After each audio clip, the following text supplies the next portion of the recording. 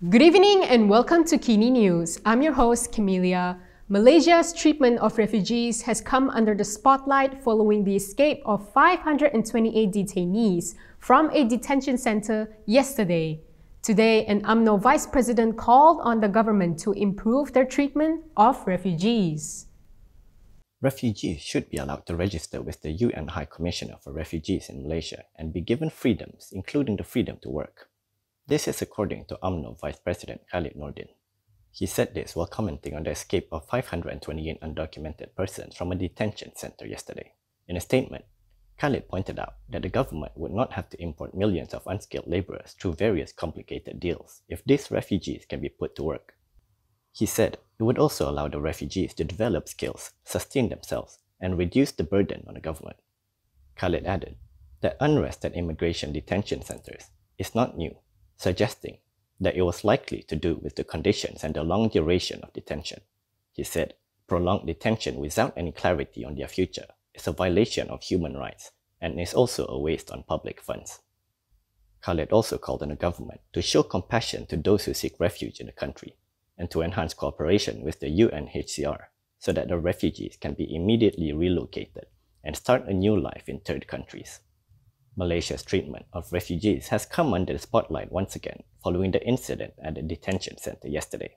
Yesterday, Home Minister Hamzah Zainuddin had said that all the detainees who escaped were Rohingya refugees.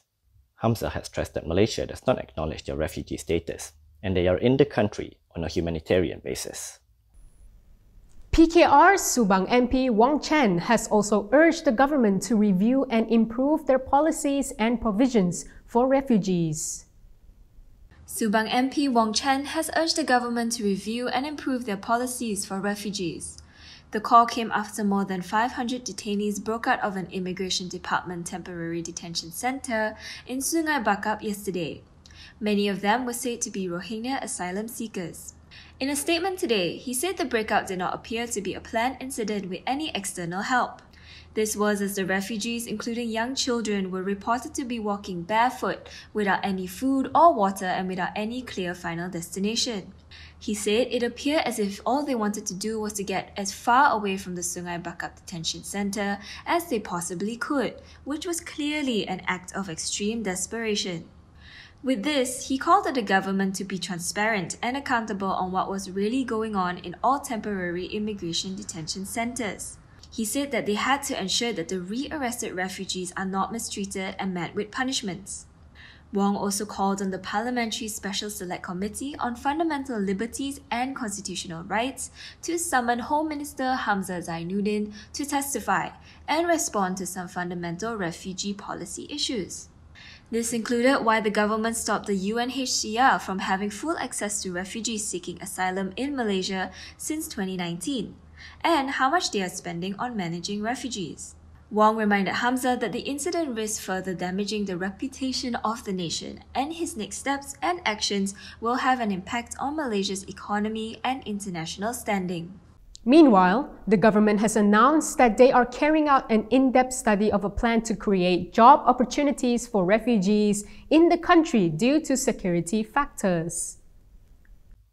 The Human Resource Ministry and Home Ministry is carrying out an in-depth study for a plan to create job opportunities for refugees in the country due to security factors. This is according to Human Resource Minister M. Saravanan, who said that a detailed review was required to prevent more refugees from coming to Malaysia if the plan to create job opportunities was implemented. He said the Home Ministry was worried that if the government allowed employment opportunities without proper planning, then many more refugees might head to Malaysia. He added that he had discussed with Home Minister Hamzah Zainuddin regarding the security factor and they would study in detail in terms of the implementation. He said this while commenting on the incident where 528 detainees escaped from the Sungai Bakap Immigration Detention Center at around 4:30 a.m. yesterday. Next, we have an update on the search operation for the detainees who escaped yesterday. 130 detainees out of the 528 who had escaped from the Sungai Bakap Immigration Detention Depot have still not been found as of midnight. This is according to Kedah Police Chief Wan Hassan Wan Ahmad. He said the detainees comprised of 99 adult men, 21 adult women, and 5 boys and 5 girls. He added that the search operation for the detainees concerned will continue until all of them are found. According to Wan Hassan, the total number of detainees that have been found so far is 398 people, where 6 of them died in an accident during the escape, while 2 others are injured and are currently being treated at a hospital. Meanwhile, he said 448 Rohingya detainees from the detention depot have been transferred to 4 depots in Selangor, Perak, and Melaka. Yesterday, it was reported that 528 out of some 663 detainees at the immigration depot reportedly forced their way through doors and barriers in their bid for freedom. Many of them were said to be Rohingya asylum seekers. According to reports, most of the Rohingya detainees at the depot had been detained by authorities in operations in Langkawi. An Amanah leader has called on Pakatan Harapan to be open to holding discussions with PAS and Bersatu in their Big Tent approach. Amanah Deputy President Salahuddin Ayub has called on Pakatan Harapan leaders to be open to discussions with all opposition parties under the Big Tent concept for GE15. According to Berita Harian, he said this would include being open to discussions with PAS and Bersatu to ensure a united front against BN. He said for now, no decision on cooperation had to be made, but discussions between parties should be held soon. He told reporters this at a Breaking Fast event at a hotel in Johor yesterday night. Recently, several Harapan leaders, particularly from Amanah, have called for the Big Tent approach in uniting all opposition parties to go against BN and Perikatan Nasional. However, Salahuddin's statement differs from those by Amanah President Muhammad Sabu. On Monday, Muhammad said while Amanah noted various opinions on the Big Tent strategy for Harapan to face GE15, any meaningful discussion would require understanding that it does not involve UMNO, Bersatu or PAS as parties in the government. He had said that it would be impossible for Harapan to work with traitors who have clearly betrayed the people's trust and mandate. Meanwhile, Harapan chairperson Anwar Ibrahim said that the coalition was not going to close its doors to other political parties who want to negotiate, so as long as they follow Harapan's agenda. However, he said the priority now is to strengthen the coalition.